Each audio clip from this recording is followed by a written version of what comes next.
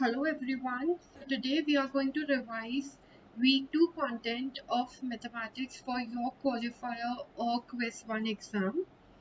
So the syllabus is rectangular coordinate system, distance formula, section formula, area of triangle formula, how to calculate slope of line, what are parallel and perpendicular line, representations of line, general equation of line, equation of parallel and perpendicular line in general form, equation of perpendicular line passing through a point, distance of a line from a given point, and a straight line fit. So without wasting any time, let's revise. So the first topic is coordinate geometry. A Cartesian coordinate system is a coordinate system which specify each point in a plane by a set of numerical coordinate. That means we define the point using the coordinate. These coordinates are the signed distance of a point from two fixed perpendicular oriented lines.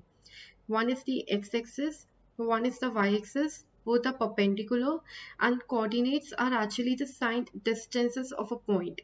So the distance of a point from the x-axis is known as the y-coordinate, and the distance of a point from the y-axis is known as the x-coordinate. Each reference line is called an axis of a system, and the point where two axes meet is called the origin, whose coordinate is considered as 0, 0. Now the x-coordinate is also known as abscissa, and y-coordinate is also known as ordinate. These are just the another name.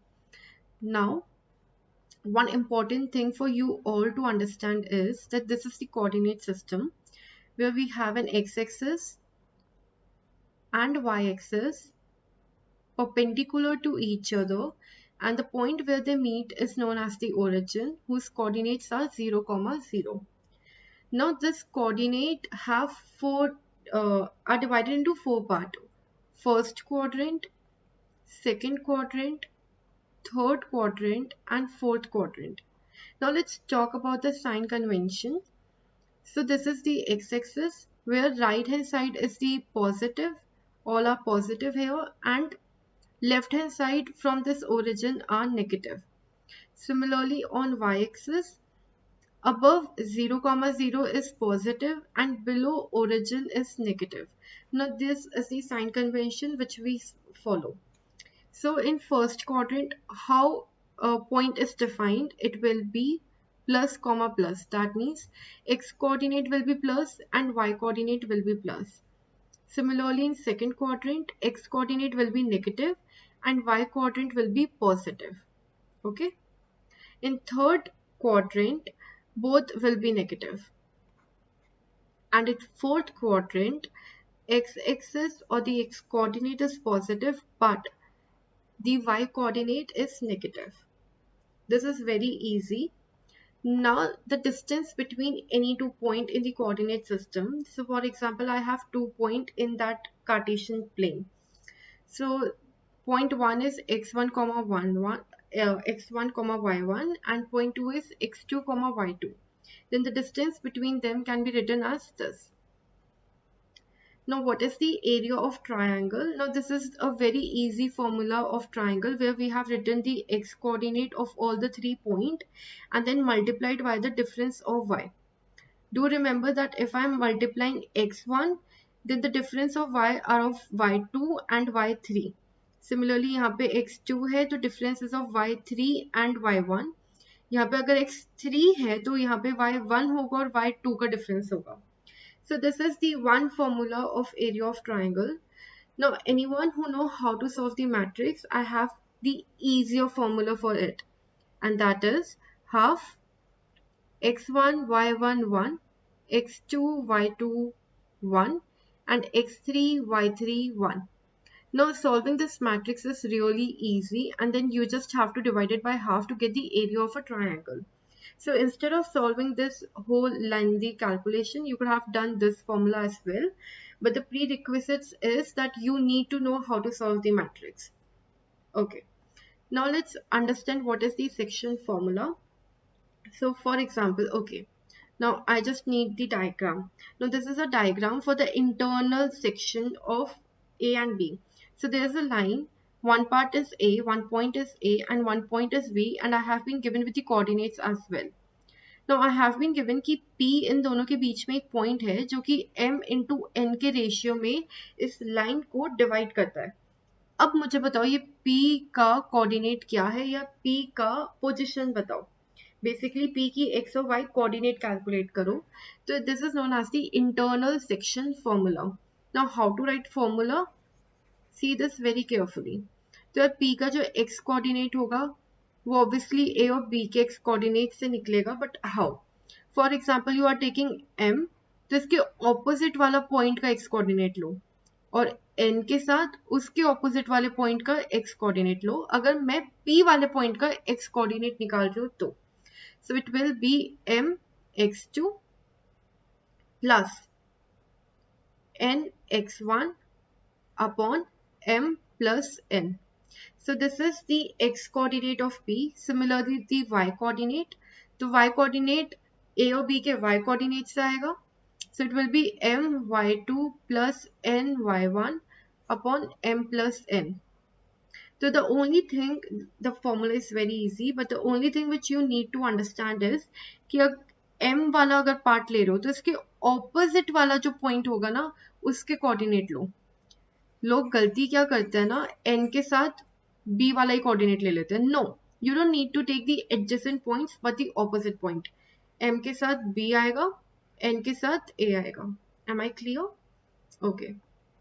Now similarly let's talk about the external point. तो external point मतलब कि यार ये मान लो, diagram से बता देती हूँ. So this is a diagram. तो यहाँ A और B पॉइंट है. इस लाइन के बाहर मेरा पॉइंट आता है P और इस पॉइंट के पोजीशन बताओ, इस पॉइंट के कोऑर्डिनेट बताओ अगर ये m is to n के रेशियो में डिवाइड करता है A और B को पर एक्सटर्नली. दैट मीन्स कि A और P के बीच में अगर डिस्टेंस m है तो B और P के डिस्टेंस क्या हो जाएगा, n हो जाएगा. बट क्योंकि यहाँ एक्सटर्नल वर्ड लग चुका है तो यार आप इसको इंटरनली मानो पर एक छोटे से चेंज के साथ, और वो क्या है, n को -n कंसिडर कर लो. तो अब जो मेरे फॉर्मूला बनेंगे उसमें प्लस n की जगह माइनस आ जाएगा. तो यार n के सामने माइनस आया, n के सामने माइनस आया, n के सामने माइनस आया, n के सामने माइनस आया. So for internal section division and external section division, the formulas are same. The only difference is plus n and minus n. That's all. Now straight line के बारे में बात कर लेते हैं. So first come the first equation of a straight line. So in 2 dimension, the equation of straight line that is parallel to y-axis. तो यार ये मेरे x coordinates है, तो उस लाइन की क्या इक्वेशन होगी जो कि y-axis के पैरेलल होगा. तो यार y-axis के पैरेलल देख लो, y की हर पॉइंट को ये कवर करेगा, पर x का एक फिक्स्ड पॉइंट है. So x is equals to a, I mean इस लाइन का कोई सा भी पॉइंट उठा लो, x की वैल्यू तो हमेशा a ही रहेगी. So we have a fixed value of x for a line that is parallel to y-axis. तो वो स्ट्रेट लाइन जो कि y-axis के पैरेलल होगी उसकी इक्वेशन हो जाएगी x is equals to a. Similarly वो लाइन जो कि x-axis के पैरेलल होगी उसमें यार y कोऑर्डिनेट फिक्स हो जाएगा. So on this line every point will have y is equals to a. तो इसका जो ऑर्डिनेट है ना दैट विल बी सेम. तो यहाँ पे y is equals to a आ जाएगी उस इक्वेशन की लाइन. नाउ अब slope intercept form like general बात कर लेते हैं, लाइक ये parallel to Y axis and parallel to X axis तो बहुत स्पेसिफिक हो गया. जनरल में बात करें तो स्लोप इंटरसेप्ट फॉर्म हम ऐसे लिखते हैं, y is equals to mx plus c, where m is the slope, c is the y-intercept of the line, and x is the independent variable. Okay, तो बेसिकली अगर मैं इसको शो करूं तो ये जो स्लोप है this theta, so basically tan theta is my m and this intercept is my c. So c is the y-intercept. Okay, now what do we mean by the slope or how to calculate the slope? तो slope हम calculate करते हैं line कितनी bend है x access से और इसको major करते हैं एंटी क्लॉकवाइज डायरेक्शन में। और इसको, ये तो हो गया प्रॉपर डेफिनेशन स्लोप की। बट अब इसे न्यूमेरिकली कैसे कैलकुलेट करें? देखो हमें ये एक लाइन दे रखी है और इसकी मुझे स्लोप निकालनी है। तो हाउ टू कैलकुलेट? या मैं ऐसे प्रोटेक्टर लेके तो नहीं बैठूंगी ना, मैं ऐसे रख दूंगी कि हाँ यार देखते हैं एक्स एक्सिस से ये लाइन कितना एंगल बना रही है और फिर उसका tan थीटा निकालूंगी। No, this won't be possible in the exam, neither I am allowed to do it. So the second and the practical approach of calculating the slope is you need to know the 2 points of the line. So basically slope का formula क्या होता है? Basically tan theta का formula क्या होता है? आप लोग मेरे को ये बताओ। tan theta का formula अगर किसी को याद हो तो ट्राइंगल में अपन tan theta का formula क्या लिखते थे? Height upon base. So h upon b used to be the formula of tan theta. अब वही tan थीटा को मैंने स्लोप बोल दिया, तो h के जगह क्या आ जाएगा? ये वाली लाइन जो कि क्या है? Delta y, that is the difference between y2 minus y1। And base के जगह क्या आ जाएगा? डेल्टा x, जो कि क्या है? x2 minus x1। So basically this is the equation of calculating the slope, which is nothing but just the formula of tan theta, that is height upon base. And here theta is the inclination of a line which is respect to the x-axis. So two lines are parallel only if their slopes are equal. या दो line अगर parallel है इसका मतलब कि उनकी जो inclination है एक्स एक्सिस के साथ वो बराबर है, और अगर उनकी इंक्लिनेशन बराबर है तो उनके slope that is tan theta भी बराबर ही होंगे। और अगर दो लाइंस परपेंडिकुलर है तो this condition has to be true, that is multiplication of both the slopes must give -1. तो यार ये पैरेलल की कंडीशन हो गई, ये परपेंडिकुलर की कंडीशन हो गई, and both are really important. Now the third point is अगर 3 पॉइंट कोलिनियर है that means which lie on the same line, तो मतलब यार ट्राइंगल बन ही नहीं रहा, ट्राइंगल का कोई एरिया ही नहीं है। तो ये निकालने के लिए कि whether the points are collinear और नॉट, आपको तीनों पॉइंट के कोऑर्डिनेट्स दिए जाएंगे, and since you have the coordinates of all the point you can easily calculate the area of triangle by this formula which we discussed above.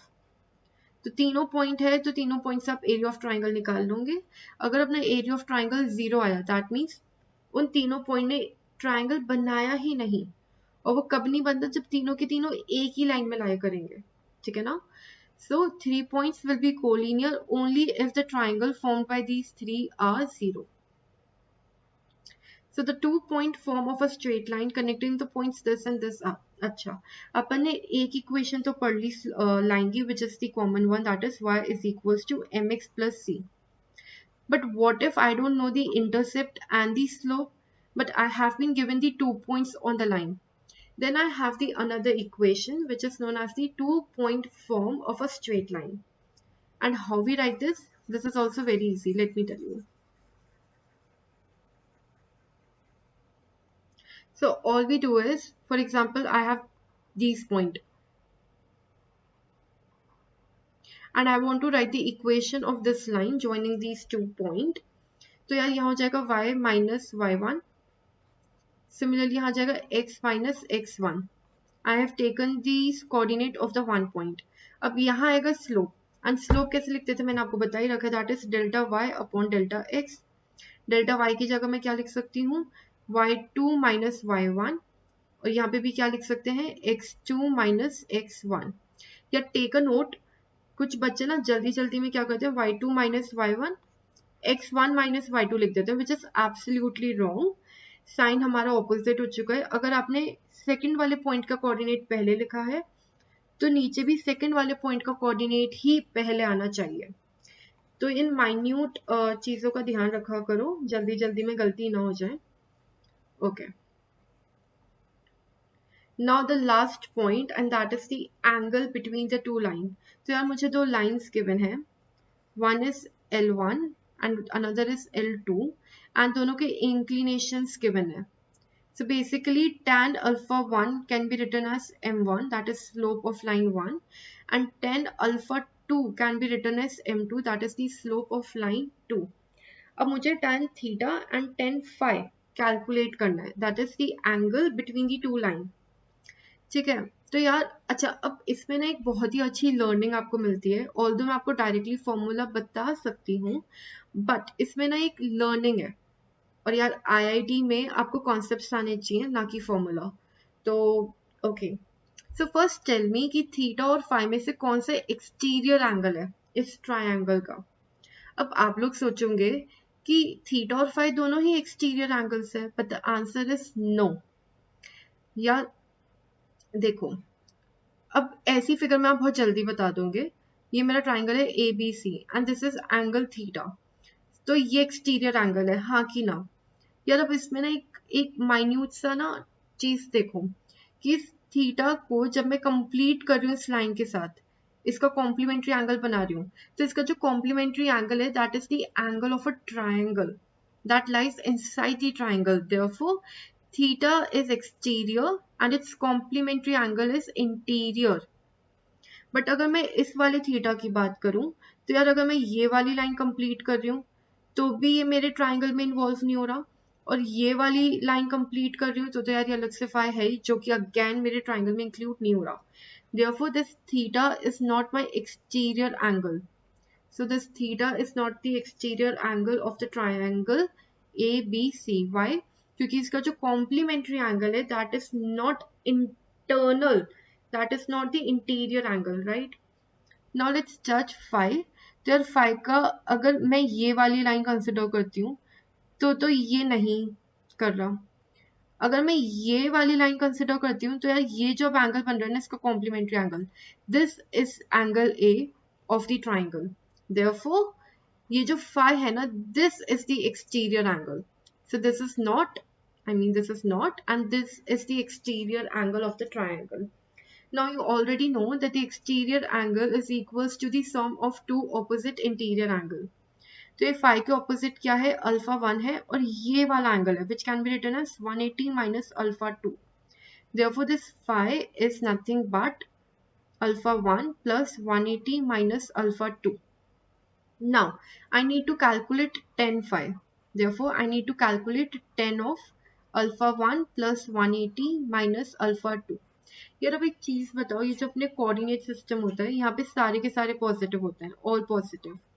यहाँ sign वाली terms positive होती हैं, यहाँ टैन वाली टर्म्स पॉजिटिव होती हैं, and यहाँ cos वाली टर्म पॉजिटिव होती है, ये हमें पता है। अब क्योंकि यहाँ टैन में 180 ऐड कर रहे हैं हम, तो 180 ऐड कर रहे हैं, so basically we are talking about the third quadrant, and in third quadrant tan is positive. Therefore, tan 180 plus theta is nothing but tan theta only. तो यार ये tan phi is equals to tan alpha 1 minus tan alpha 2, which can be written as tan alpha 1 minus tan alpha 2 upon 1 plus tan alpha 1 tan alpha 2. But tan alpha 1 and tan alpha 2 को अपन m1 और m2 के terms में क्या लिख सकते हैं, m1 minus m2 upon 1 plus m1 m2। तो देखो tan phi में m1 पहले आया है, ठीक है ना। तो यार ये बहुत माइन्यूट चीज है, और ये प्लीज गलती से भी गलत मत कर देना, क्योंकि आपको एग्जाम में दोनों फिगर नहीं दी जाएंगी, या तो आपसे tan थीटा पूछेंगे या tan फाई पूछेंगे। तो आपको ध्यान रखना है, क्योंकि नेगेटिव पॉजिटिव की गड़बड़ हो सकती है ना, तो आपको ध्यान रखना है कि m2 पहले लिखना है या m1 पहले लिखना है। तो याद रखो tan फाई के साथ m1 है एंड tan थीटा के साथ m2 है, और बहुत सिंपल सा रीजन है, क्या मैंने tan फाई निकाल लिया, बेसिकली फाई निकाल लिया, एक्चुअली मैंने फाई निकाल लिया, तो that is alpha 1 plus 180 minus alpha 2, correct. अब ये 5 मुझे पता है, तो यार ये थीटा तो मैं आसानी से निकाल लूंगी, theta is nothing but 180 minus 5।